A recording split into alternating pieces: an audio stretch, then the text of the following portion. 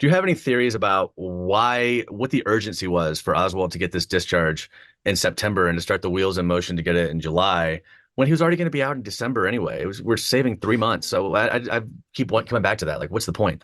Let's speculate. The clear speculation in today's JFK assassination research world is that Oswald was a false defector. And if it was James Angleton's program that he was a part of, and they had a mission and they had timetables for that mission, I don't think it would have mattered what was happening with him. If they wanted him to get over there and get going, they would just simply clear the decks and make that happen. We don't know that. That's speculation on my part.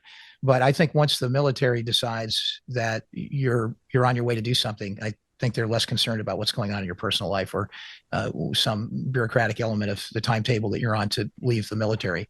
I think that was probably the case, and it seems most likely, especially given what you just discussed about the Albert Schweitzer circumstance and the connections. If you think about it, it all sort of falls into place. Yeah.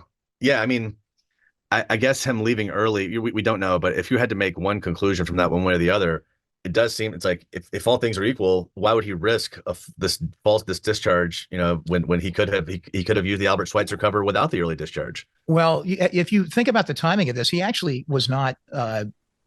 First of all, they didn't come to him and say they were going to discharge him in the category that it was ultimately changed to.